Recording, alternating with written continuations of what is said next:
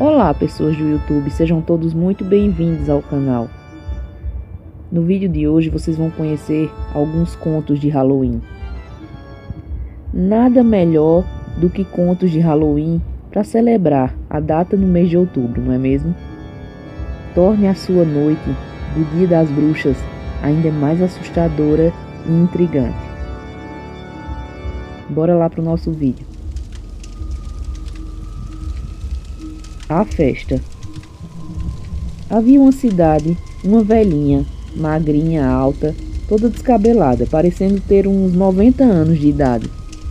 Ela todas as noites de lua cheia aparecia em frente ao cemitério e ficava lá pedindo esmola. Um dia, um grupo de alunos deu uma festa no estilo Halloween. Uma danceteria que ficava perto do cemitério Cruz.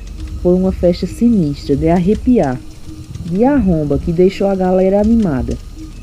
A festa rolou até altas horas da madrugada, quando a turma decidiu voltar para casa. No caminho de volta da festa, a galera passou em frente ao cemitério e viu uma velhinha pedindo esmola. Os garotos acharam muito esquisito, mas como eram gentis, foram lá vê-la, e um dos jovens perguntou: "A senhora não tem medo de ficar aqui até essa hora da noite?" Ela então respondeu: "Quando eu era viva, eu tinha." Ao ouvir isso, todos saíram correndo. A árvore misteriosa. Em uma certa noite, um menino chamado Sam foi visitar o seu avô, John, que estava acamado. Os dois conversaram muito, até que em um determinado momento, John fez um pedido, um pouco curioso, ao seu neto. "Você precisa me prometer uma coisa", disse ele, com um semblante sério. "Diga, vô." "Prometa para mim que você nunca chegará perto daquela árvore na noite de Halloween." "Como assim, vô?" "Aquela árvore sombria, antiga e solitária, que fica na saída da cidade. Muitas pessoas dizem que enforcaram um homem lá, bem na noite de Halloween. Desde então, essa se transformou em uma árvore do mal." "Mas como que é uma árvore?" "Não fale mais nada. Eu estou lhe dizendo, quando eu era criança, assim como você, fiz um desafio com os meus amigos, para ver quem conseguiria escrever o nome lá no topo daquela árvore.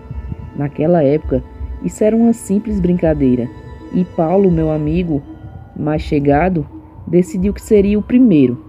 No dia em que resolvemos fazer essa brincadeira, nos reunimos na frente da árvore, e Paulo começou a proferir ofensas contra ela. Em seguida, segurando o canivete dele para que ele conseguisse amarrar uma corda ao redor de uma grande pedra e em seguida jogá-la sobre um galho alto. Quando tudo estava preparado, Paulo simplesmente foi puxado para o topo da árvore e sumiu entre as folhas e galhos. Depois de um certo tempo, ouvimos alguns barulhos vindo do alto e pensamos que ele tivesse cravando seu nome no tronco, mas começamos a ouvir muitos gritos, como se ele tivesse visto algo horripilante. O seu isqueiro caiu e poucos segundos depois, o seu corpo também, de galho em galho. O corpo de Paulo caiu no chão, morto. "Como assim, vô? O que aconteceu?" Eu e meus amigos nos perguntamos isso, mas na manhã seguinte eu resolvi subir até o topo da árvore para ver o que tinha lá em cima. Adivinha só o que eu encontrei, esculpido na parte mais alta do tronco. Aqui jaz Paulo, com a data daquele dia, como se aquilo fosse a lápide dele. "Vovô, por que Paulo se suicidou?" "Não, ele não se suicidou. O que estava escrito no tronco foi uma mensagem da própria árvore para Paulo. Quer saber como eu sei? Paulo não levou canivete. Ele esqueceu comigo." O espírito do galinheiro. Uma família pequena se mudou para uma cidade pequena, onde a principal fonte de renda da população era a criação de animais e a agricultura. Will e sua esposa, que acabaram de chegar à cidade, tinham pouco dinheiro e decidiram criar galinhas. Will rapidamente fez algumas amizades na cidade, e quanto mais ele conhecia novas pessoas, mais o seu negócio prosperava. Porém, pouco tempo depois, em uma conversa com um amigo chamado Paul, Will descobriu uma coisa bem incomum. Paul contou a ele que os animais de alguns moradores estavam desaparecendo ou morrendo. Os bichinhos simplesmente amanheciam mortos, como se tivessem sido estraçalhados por algum animal selvagem. E isso acontecia todos os dias. Na noite de Halloween, Will estava em uma casa e escutou um barulho muito estranho. Os sons vinham do galinheiro. Mas como o quintal estava totalmente escuro, Will ficou com medo e decidiu não ir até a rua para ver o que era. Quando o dia amanheceu, ele encontrou 4 de suas galinhas totalmente devoradas. Outros moradores também perceberam que haviam perdido muitos dos seus animais. Uma vizinha foi ao encontro de Will e disse que levou um susto ao perceber que naquela noite notou que alguém estava andando no corredor da sua casa. Enfatizou ter escutado sons de pegadas, mas como estava sozinha, escondeu-se no seu quarto, até que o dia amanheceu. Sabendo disso, Will e seus vizinhos resolveram comprar uma arma e providenciaram cães para proteger as suas casas. Alguns dias depois, todos eles descobriram o que estava acontecendo. Will convidou seus vizinhos para um jantar em sua casa. Enquanto eles estavam conversando na cozinha, escutaram o cão de Will latindo desesperadamente. Da janela, eles olharam para a rua, mas não conseguiram enxergar nada, até que ouviram o cão uivar de dor. Com isso, Will pegou a sua arma, uma luminária, e foi até o local, verificar o que estava acontecendo, junto de alguns vizinhos que o acompanharam. Enquanto Will estava indo até o galinheiro, encontrou seu cão morto, totalmente destroçado e com um grande buraco no pescoço, como se fosse a marca de uma mordida.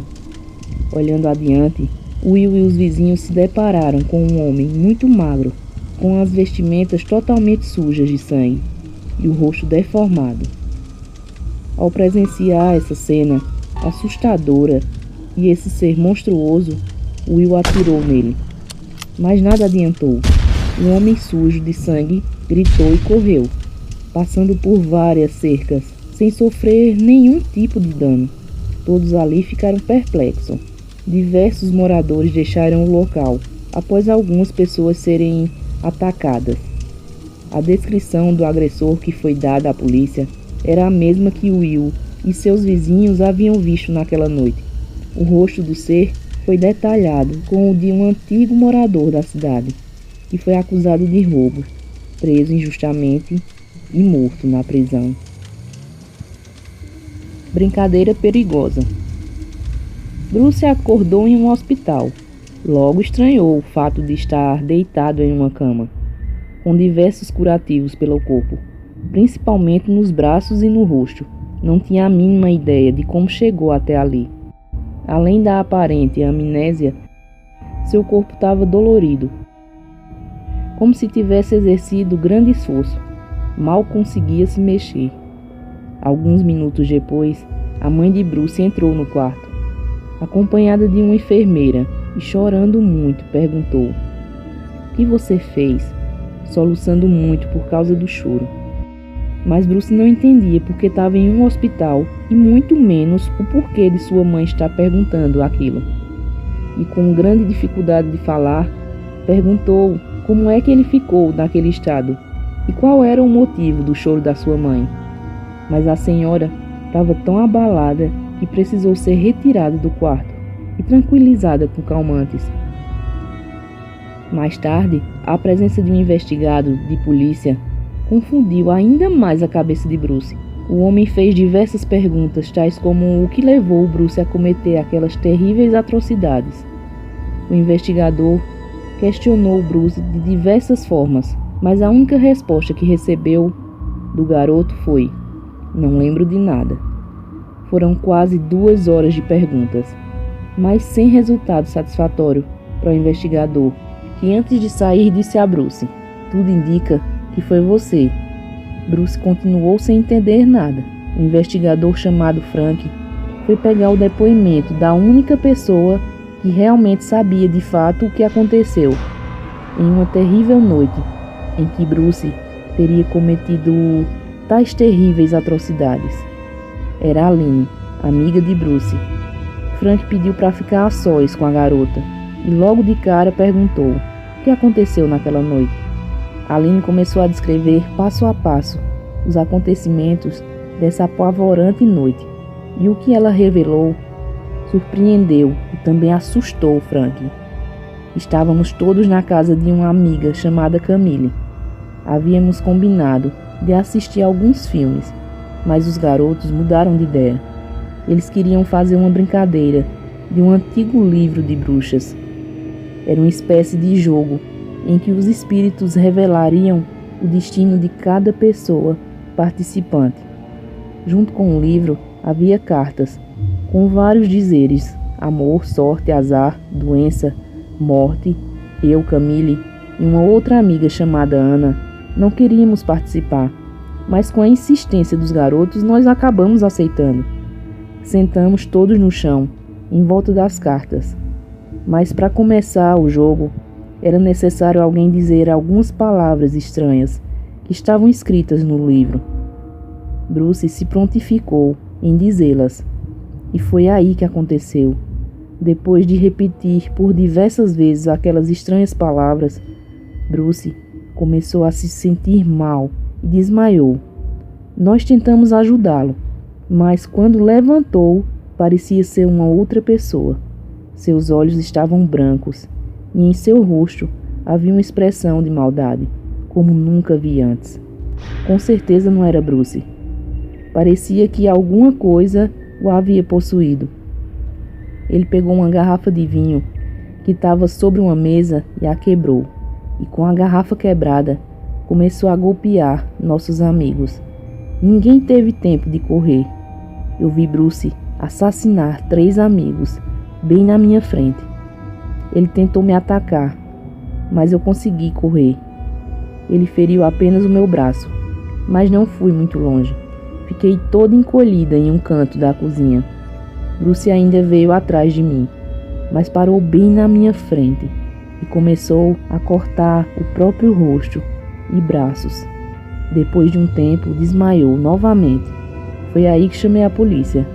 O investigador estranhou tudo o que Aline disse, mas devido à expressão de terror no rosto da garota e à forma com que ela contou os fatos, ele sabia que Aline dizia a verdade.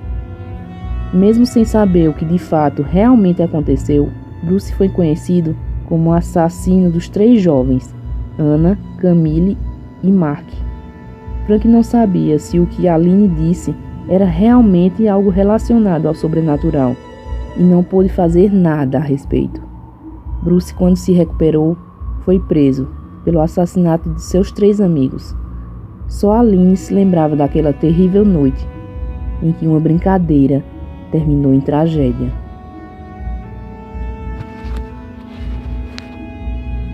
Bom, pessoal, se vocês gostaram dessas pequenas histórias, deixa aí nos comentários que quer a continuação dos contos de Halloween.